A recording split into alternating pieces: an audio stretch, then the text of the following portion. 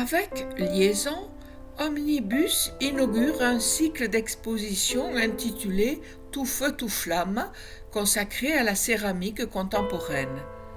Placée sous le signe de l'expérimentation, cette première exposition s'inscrit dans un partenariat avec l'École supérieure d'art et design de Tarbes. Elle réunit 13 étudiants en art de deuxième, troisième et quatrième année autour de l'artiste céramiste Inès Lavial, diplômée de cette même école en 2017. Le mot liaison, retenu pour le titre de l'exposition, a servi de fil conducteur à leur réflexion lors d'un workshop à l'ESAD sous sa direction.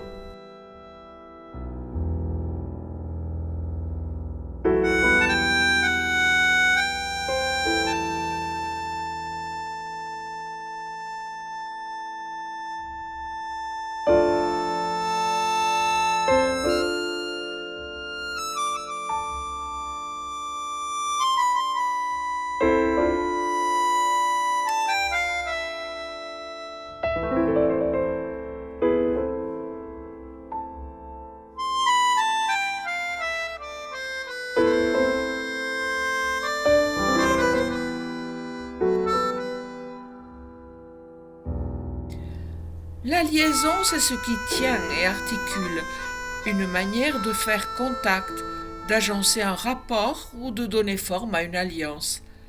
C'est la lisière, cet endroit de frottement entre deux choses qui intéresse depuis toujours Inès Lavial. Au-delà de l'aspect sémantique, le terme est éloquent pour désigner la transmission qui s'est opérée au cours de ce travail en collaboration avec des étudiants, de la création des œuvres à la scénographie de l'exposition.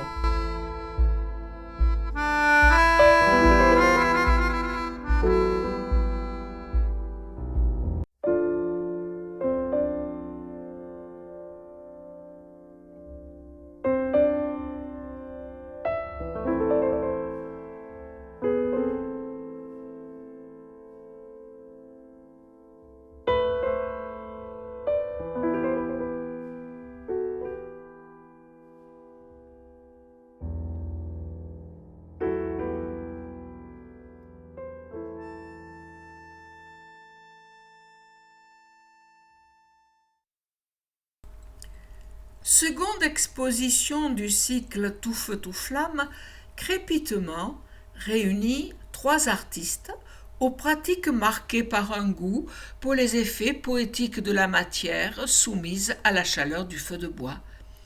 Leurs œuvres évoquent ce dialogue entre la terre et le feu qui laisse place à l'imprévu, à travers des formes sensibles révélant des phénomènes physiques et des forces élémentaires. Feu, fumée, suie et cendre deviennent ici des sujets de recherche, empiriques et oniriques à la fois.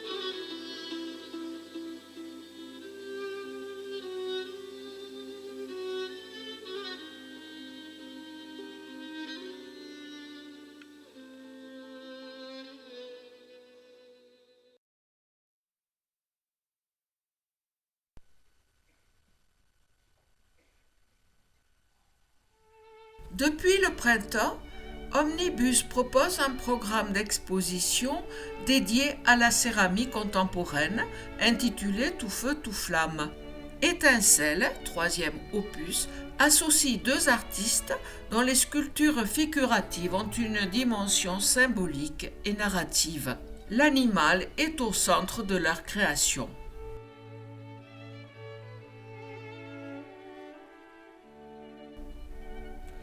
Aline Part crée des formes immédiatement reconnaissables qui jouent avec des associations d'idées entre langage et représentation. Sa série de plats en porcelaine, mêlant poissons et déchets plastiques, évoque la pollution des mers, dans une allusion irrévérencieuse au céramiste Bernard Palissy.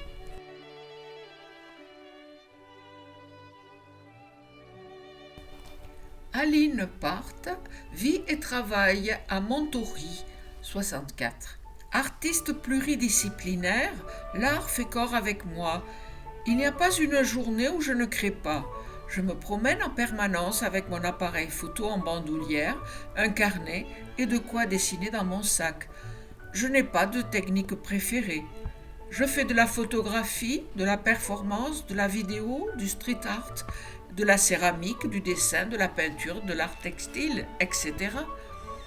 J'aime travailler hors de mon atelier et hors des lieux d'exposition. J'ai le désir que l'art ne soit pas élitiste et qu'il soit compris par la majorité.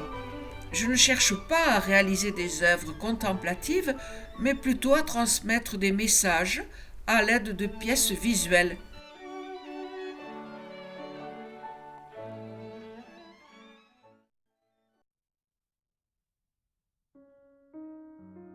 Le travail de Nathalie Charrier, qui trouve sa source dans la contemplation du monde animal et végétal, interroge la nature humaine. De l'entomologie aux bestiaires médiévaux, de la mythologie à l'étymologie, ses centres d'intérêt nourrissent ses créations. Elle crée des espèces hybrides, nées de croisements hypothétiques de la nature avec les comportements humains. Cette recherche de sens est liée à une recherche de la forme, de la matière. Elle fait de l'expérimentation le moteur de sa pratique, en intégrant d'autres matériaux à ses créations, notamment le verre, soufflé directement sur la céramique. J'ai gardé cette image depuis l'enfance, celle d'un arbre magnifique au milieu d'un champ, un pommier sous lequel j'aimais m'asseoir lorsque je promenais mon chien dans la campagne. Cet arbre abritait mes rêveries d'enfant et je m'y sentais en sécurité. Aujourd'hui, il n'existe plus et a laissé place à des bâtiments agricoles. J'ai appris plus tard que cette sensation de perte de repère a pour nom solastalgie. Ce terme rencontre de l'anxiété et de la peine des habitants privés du réconfort que procure le fait de se sentir chez soi et traduit leur sentiment d'impuissance face à la dégradation de leur environnement. La sculpture que j'ai réalisée montre un groupe de suricates surplombant un rocher. Tels des gardiens, leurs 5 têtes, unies dans un même corps, scrutent l'horizon et cherchent à apercevoir un signe intangible. Sur le rocher, 5 œilletons permettent d'entrevoir à l'intérieur de la pièce un arbre au feuillage doré. Telle une réminiscence, il est caché. On n'en perçoit que l'image incomplète. J'aimais l'idée de jouer avec l'intérieur de l'œuvre. En céramique, les pièces sont creuses. Habituellement, cet aspect technique reste invisible aux yeux du spectateur. Ici, l'aspect extérieur de la sculpture raconte autant que l'intérieur. J'invite le spectateur à explorer ce qu'il ne voit pas habituellement, à découvrir un territoire inconnu de la céramique.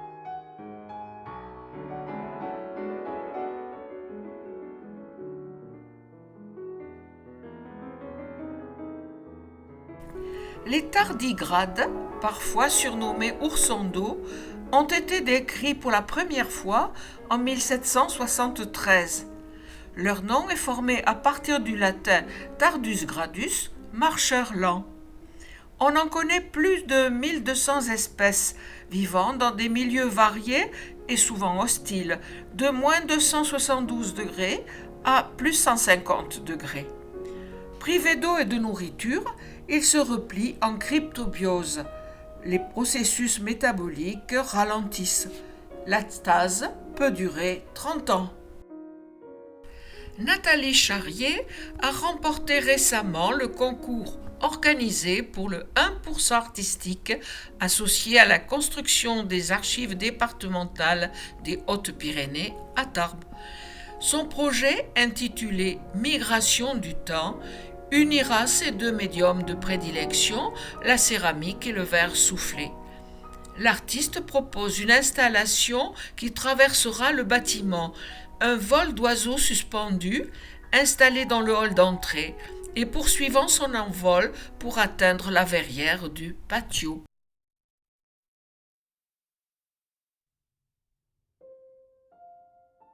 Depuis le printemps, Omnibus propose un programme d'exposition dédié à la céramique contemporaine intitulé Tout feu, tout flamme, en écho à la combustion nécessaire à ce médium, mais aussi à l'enthousiasme qu'il suscite de plus en plus chez les artistes et les amateurs.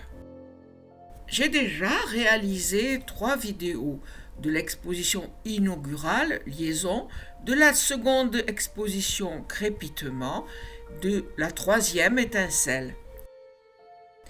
Extravagance, étrangeté et fantaisie sont au programme de cette 4e exposition du cycle. Embrasement rassemble 3 artistes dont les techniques de décor sont très variées. Leurs œuvres vives et expressives jouent de la multiplication de formes, de couleurs, motifs et dessins.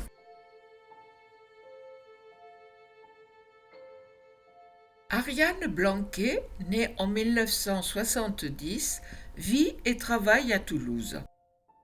Du crayon à la porcelaine en passant par le tesson, Ariane Blanquet navigue naturellement, avec pour guide la couleur qu'elle égrène avec légèreté.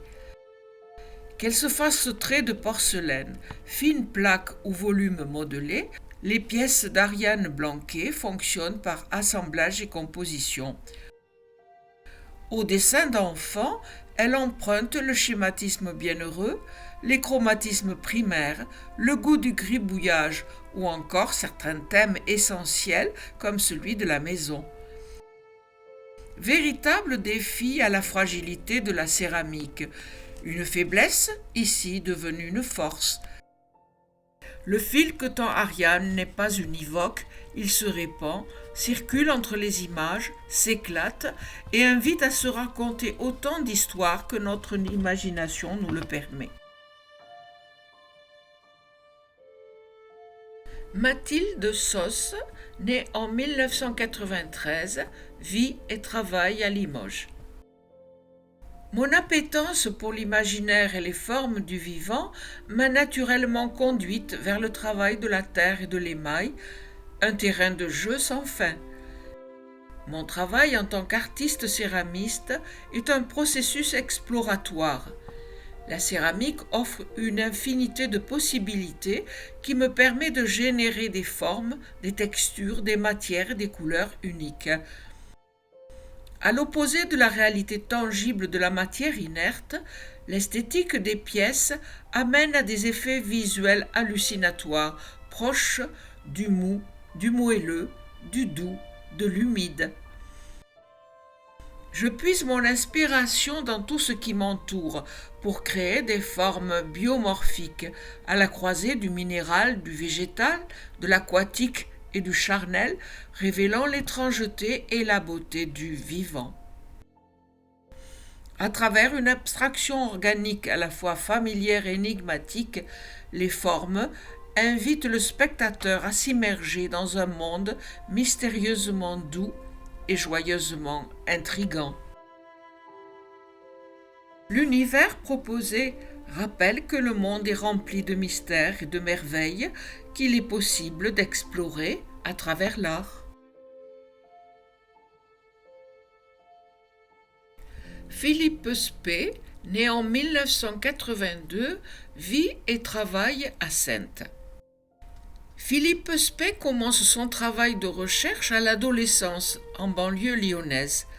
Grâce au graffiti, son point d'entrée dans l'expression picturale, il entame une quête sincère de réalisation, d'action, de réflexion.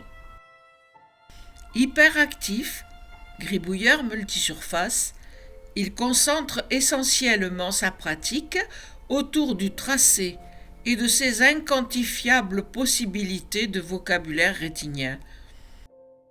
Il est le chercheur qui gratte, explore, essaye et archive, cumulant dessins, gravures, peintures et céramique. Avec le contraste pour nourriture, le grand écart pour gymnastique, son travail montre une confrontation de langage dont le tracé rythme le contenu et demeure le sujet central. Le voyage proposé diffère suivant le médium, le lieu et le souci du moment.